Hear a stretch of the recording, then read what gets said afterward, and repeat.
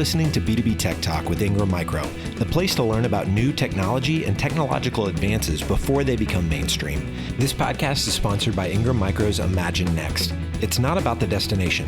It's about going someplace you never thought possible. Go to imaginenext.ingrammicro.com to find out more. Let's get into it. Welcome to B2B Tech Talk with Ingram Micro. I'm your host, Keri Roberts, and my guest today is Tony Anscombe, the Chief Security Evangelist at Eset. Welcome, Tony. Thanks for being here today. Oh, it's great to be here, Keri. Technology is, of course, moving at an even faster pace than before due to COVID. And now, after almost 6 months, we're starting to see people head back into their office environment. And one of the things that you like to say is that when you go back to the office, you shouldn't go back in technology, which I really like that line. How much has tech changed in these past few months? And what are some of the risks companies could run into? Well, the word unprecedented may be overused, but it is an unprecedented change that companies, both commercial, educational, and nonprofit, if you look at how they've condensed their digital transformation from what would have taken them several years into just a few months. Companies sent employees home with equipment designed to be in an office, desktops. They have allowed them to use personal devices, started using untested and untrusted cloud services. And now 6 months on, of course, most of those things are normal process and procedure. But as companies start to go back, it would be very simple for companies to literally just go back to how they were running before, maybe with that remote ability on the back burner just in case something else happens. But actually, I think this is a time to look at the digital transformation that companies have gone through and embrace it. Make those processes and procedures that you've put in place with these services, bring them up to corporate acceptability, and actually put employees in the driving seat and give them some choice of where they want to work from. So there are obvious risks in having a distributed workforce, and of course they include endpoint security, distributed data, remote access, but all of these can be mitigated with the right security technology and policy. The risk of ignoring this major transformation investment, though, is that actually that's the real risk to me, is just going back. And I mentioned education right at the start there. Who would have considered a year ago that you'd have seen nearly every student attending school now equipped with a device capable of delivering remote learning? I'm just curious how long that would have taken us to get to that point, maybe 5, maybe 10 years, because the investment in this generation that's actually now connected and remotely learning has been huge. And I actually see that as probably one of the benefits of a pandemic, if I can term it that way. But it is definitely a benefit of what's happened. And it's unlikely to go away. So we're likely to see those students with those devices for years and years to come from now on. Yeah, I agree. I think there are some positives that have come during this pandemic, and that is one of them, and really bringing tech more to the forefront a little bit faster here. Of course, the other piece that companies are dealing with is that they are allowing work from home to be longer. And for many companies, they're doing it indefinitely. How should a company be meeting the demands their employees need from this perspective, especially if they're going to be working from home for the foreseeable future? Well, that's a great question. And yeah, some companies, especially the tech giants, and I'm based here in near San Francisco Bay. So where I'm based, they've announced either prolonged working from home practice through to the middle of next year, or some have actually publicly announced that actually the productivity hasn't declined, so they're going to work from home permanently or give employees that choice, which is great flexibility. And I think if you look at the real estate market, you've seen upticks in real estate in remote locations, so people actually considering moving out of those urban areas and getting some fresh air. But security needs to be usable, and the applications used need to be collaborative. But at the same time, they also need to be secure. So, for example, when the pandemic happened, of course, we saw video conferencing was an immediate requirement, and we witnessed those companies needing to change the defaults. And some of those defaults were changed through pressure from the users, but also pressure from states and legislation. So, for example, I seem to recall the New York District Attorney making one of the video conferencing platforms change for the use in education because he wanted the defaults to be changed. So, but those companies stepped up. They made sure that their communications did become secure. And in the same way, anything that a company was using at that time, so those collaborative tools, the IT and security teams need to step up and make sure they're secure. So think about some of those collaborative tools that we all use now we're remote. It's file sharing, video conferencing. I'm sure chat is a big part of everybody's day, that chat box, so you can chat with your colleagues without filling up more inboxes in full emails. And of course, we then need to think about the data that's being moved around as well. So, remote access means somebody now has potentially access to customer data in a remote location. Where's it being stored? Does it have strong authentication on it, etc.? So bringing those collaborative tools up to scratch and putting the right security policies in place to keep employees productive, but also secure at the same time. How would you suggest a company can upgrade their protection, especially we're talking in these last 6 months, and what types of things should they be updating? Is it things like encryption, privacy legislation? What types of things should they be thinking of? Well, it would be very easy for me to say, obviously, endpoint security, but we will get there in just a moment. So let's cover off some of the things that actually maybe are outside of an Eset perspective to start with. So we have a very good blog site called We Live Security, which doesn't actually promote our products. And if you go to We Live Security, you'll find some great articles. So, for example, we've produced papers on how to configure and use RDP, so the remote desktop protocol from Microsoft, in a secure fashion. So to make sure that actually endpoints are connecting through a VPN onto the inside of the network before you issue an RDP and all those sorts of good things. So it's important that actually you step back, look at all the things that you're doing, all the things you've implemented, and put that security in place. Now, coming back to that endpoint security, the control is extremely important in the remote work scenario. So, and we've seen an increase in companies requesting assistance to use the endpoint security that we provide as Eset to provide, for example, web filtering. So if you think when you were back in an office, of course, what you went to on the internet was being filtered through a company-provided gateway. Now you're remote, you may actually be using a direct internet connection. So your web filtering has disappeared. But company policy on the device should still stand. So companies are using the endpoint security product to do the web filtering too. Of course, that helps protect against phishing sites as well, because identifying those as a threat through a web filtering tool. So it's important that the acceptable usage policy you had in the office is also being used at home. I mean, there's also the other piece in here that an employee at home might have the propensity to click on something at home that they may not have clicked on in the office because office environments are different. There's also then device control. So when you think about somebody then moves home with their laptop, what about the use of USB drives and external storage? Do you need to print something? Is an employee transferring data to a USB drive to then go and use a home machine to go and print something out?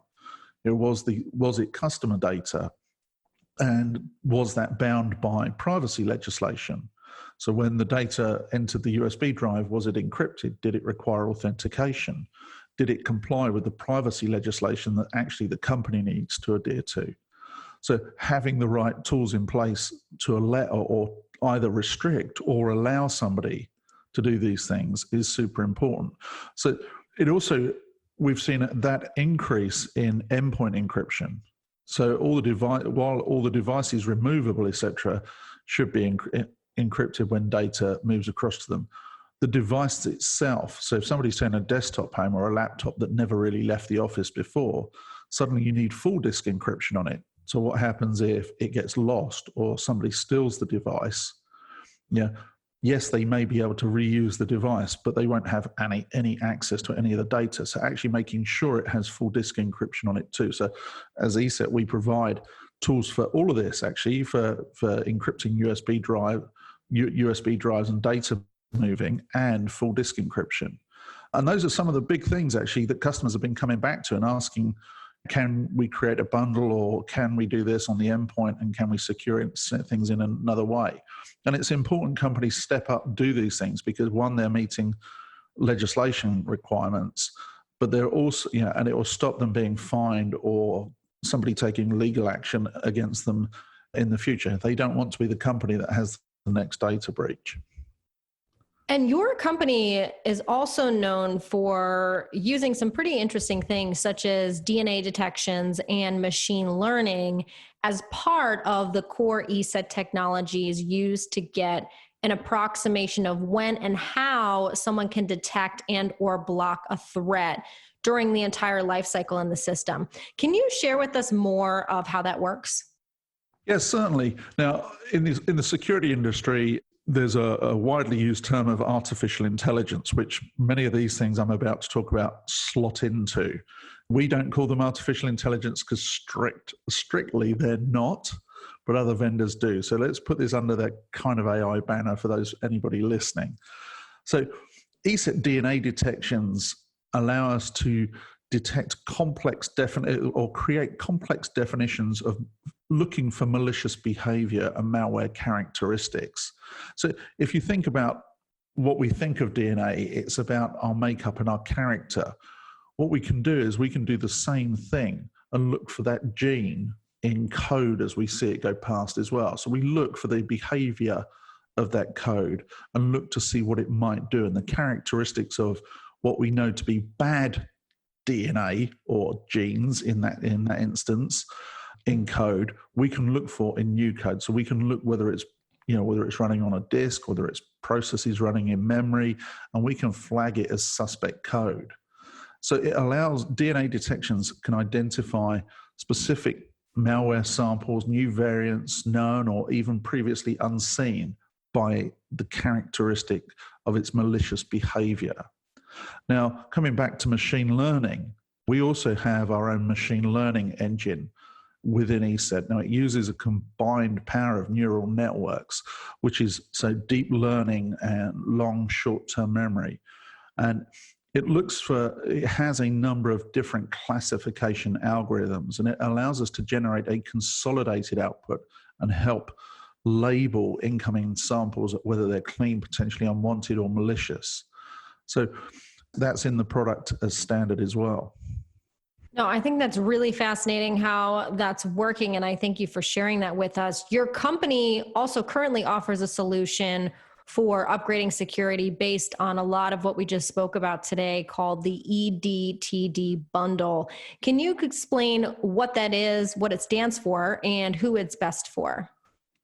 Well, so we have a number of bundles available to customers, and one of the bundle is a remote workforce security bundle, and you can now buy that bundle with Eset Dynamic Threat Defense, or as you called it, EDTD, which is cloud sandboxing.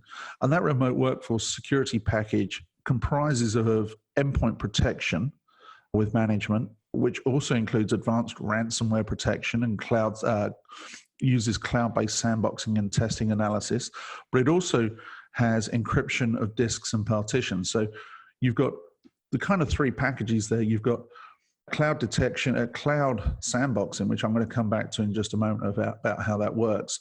The endpoint protection that everybody's probably already familiar with for anti-malware, anti-phishing, et cetera, ransomware protection on the endpoint, but also that full disk encryption we were talking about just a moment ago. So EDTD is cloud sandboxing. Now, if you can imagine something comes down to your machine and your machine finds it malicious or suspects it may be malicious, because if it finds it malicious, obviously it will block it. But if it suspects it may be malicious, it may require running in a sandbox that is beyond the resources available on that device. So your laptop can only do certain things. Now, What EDTD does is send that file off to a cloud-based system, and we then run the file and inspect the file in an environment that's controlled by us. So the file may actually need to be run in a full operating system. So we can actually start a full operating system, run the file, see what it does, look to see what its actions are. And then we can come back and actually tell the end user that actually the file is suspicious, it's malicious, or actually it's safe. And that typically takes within 5 minutes. So there is a slight delay in somebody getting that result, but it means that you're running the file knowing that it's actually been assessed in an environment that, one, is native, but two, has a lot more resource and a lot more technology in it to understand fully what that file may do. You know, another thing that I want to point out about Eset that I think is really important for listeners to hear, and on this show, we talk about diversity and inclusion in the tech field. And one of the things Eset is doing is you host an annual Women in Cybersecurity Scholarship Program. And it's designed to help address the underrepresentation of women in the cybersecurity field. Can you share with us why creating this program was so important to Eset, and how does it help women in the field? Well, of course, you only need to go to a cybersecurity conference, and any conference, and this is a very male-dominated industry, and it's important that actually we do have diversity in the industry. So Eset set up a cybersecurity scholarship, and in fact this year we've just awarded 3 scholarships to 3 people that applied. And that scholarship is designed to encourage and empower women to enter the cybersecurity industry, what is seen as a predominantly male environment. And that award is $5,000 per person who are pursuing a college-level degree and want to have a career in cybersecurity. And that's anybody within the US. So you just need to have a minimum GPA level of 3.0, and you need to be a US citizen or a permanent resident to actually make an application to be part of that scholarship. Eset do a lot of things in the community, both for CSR and for diversity in this way. We feel it's very important actually for us to give back to the community as well. I love that. And I'm grateful that you're doing that, and wonderful to hear about that on this show. From a broad perspective, where do you see technology going within the next year? That's a great question. The question maybe should be, where do I see the world going within the next year would be maybe a larger question to answer. But where do I see technology specifically? Well, I think as this pandemic becomes more controllable, so hopefully within the next year you're going to see vaccinations, etc. So you will see normality return. However, I think there'll be a lot of people that one are nervous about going back to work, and two are cautious about going back to work. So you're going to see remote working become far more normal going forward. And I can actually see employees spending maybe 2 days in the office and 3 days working from home. And I think that will become the new normal, unless, of course, an employer dictates otherwise. So where will technology go? Well, technology will continue to be cloud-based. So more and more collaborative tools, more and more cloud-based technologies. And the end point will have moved from within the office confines to people's homes. So you're going to see a bigger drive to secure people's home networks as well. As they're connecting work devices to home networks, do we have separate networks at home? Do we keep badly configured IoT devices or IoT devices that don't have the right security levels on the same networks? And I think there'll be a lot of extension of securing home networks as well as we go across this another year. And the good thing about this is privacy legislation. While lots of companies may think privacy legislation is painful to comply with or requires them a lot of work, it also justifies the budget and drives demand for security. So if you think about it, we've seen companies now having to understand where customer data is, where it's being stored, how it's being stored, who has access, whether their access requires multi-factor authentication, depending on the legislation they need to comply with. But data is all encrypted, passwords are stored in hashes. this legislation has actually driven security from our side from your side as a consumer, but also as a company. It's made you far more secure and hopefully protecting against breaches. Thank you so much for sharing all this great knowledge with us today. Is there a place where people can learn more, or if they have questions? I know you had mentioned a website earlier. Where's the best place to connect and learn more? So there are two websites that I'd recommend people go to. To learn about Eset's products, go to eset.com, and you'll find there's a home tab and a business tab. And both of those will give you good details about our products, and you can take a deep dive into some deeper white papers and information within those tabs.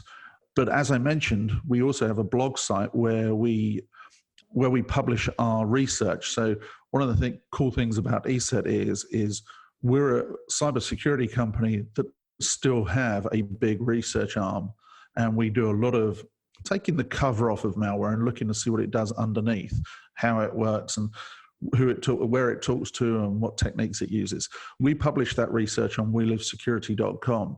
So anybody that has an interest in the deeper security, or even just the tips and tricks of how to stay safe, will find that there. And that doesn't tend to be overlaid with any product either. I love it. Well, thank you so much, Tony, for being here with us today, sharing what you do, sharing some wisdom, and we look forward to learning more from you soon. Oh, it's been great to talk to you, Keri. If you like this episode or have a question, you can join the discussion on Twitter at Ingram TechSoul with the hashtag B2B Tech Talk. Thank you for tuning in and subscribing to B2B Tech Talk with Ingram Micro. You've been listening to B2B Tech Talk with Ingram Micro, hosted by Keri Roberts. This episode was sponsored by Ingram Micro's Imagine Next. B2B Tech Talk is a joint production with Sweetfish Media and Ingram Micro. Ingram Micro production handled by Laura Burton and Christine Fan. To not miss an episode, subscribe today on your favorite podcast platform.